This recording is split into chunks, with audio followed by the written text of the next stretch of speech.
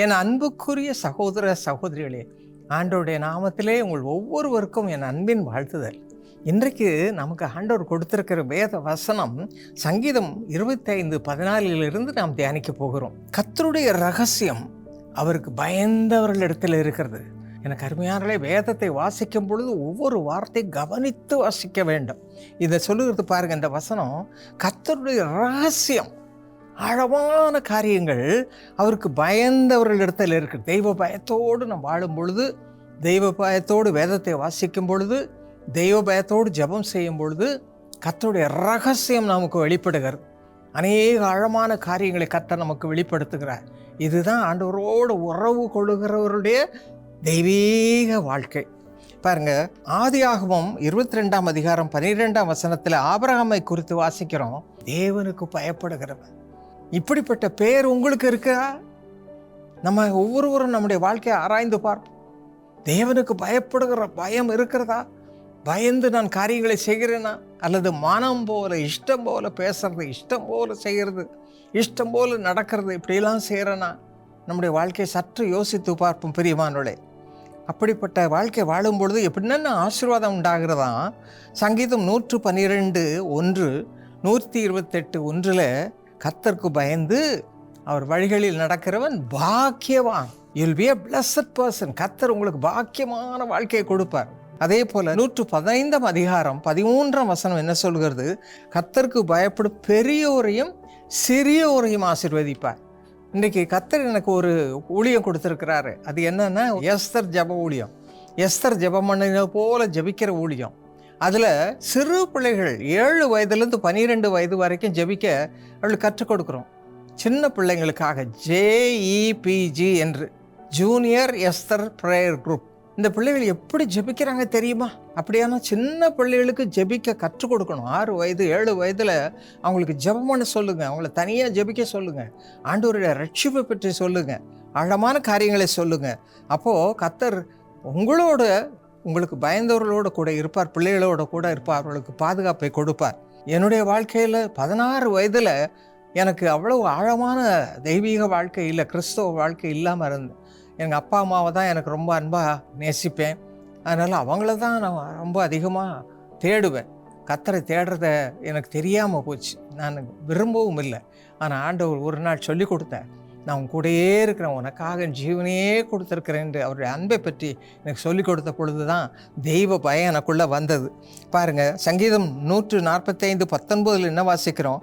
கர்த்தர் தமக்கு பயந்தவருடைய விருப்பத்தின்படி செய்து உங்கள் கூப்பிடுதலை கேட்டு உங்களை ரட்சிக்கிறார். என்ன ஆசீர்வாதம்! கர்த்தரோடு உள்ள உறவு எனக்கு வந்தது.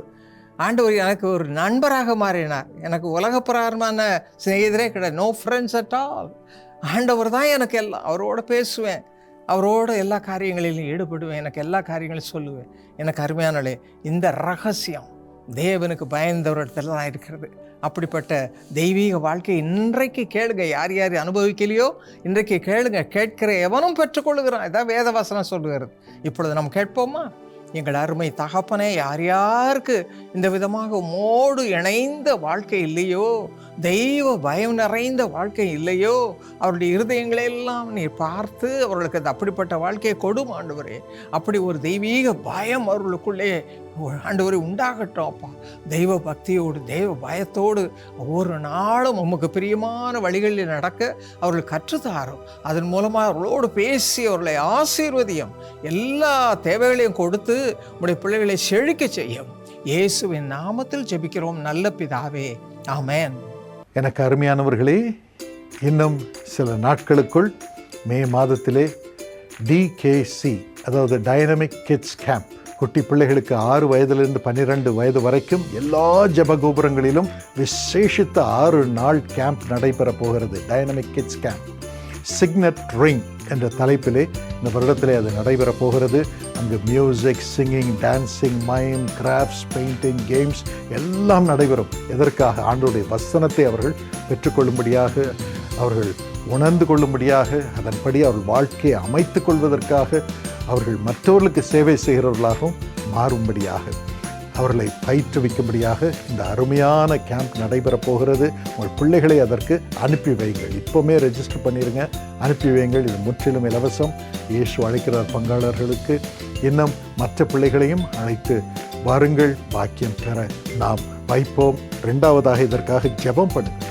இதன் மூலம் பங்கேற்கும் ஒவ்வொருவரும் ஆசீர்வாதம் பெற வேண்டும். சுவாமி, இந்த பிள்ளைகளை ஏற்றுக்கொண்டால் உம்மை ஏற்றுக்கொள்கிறோம் என்று வேதம் கூறுகிறதே.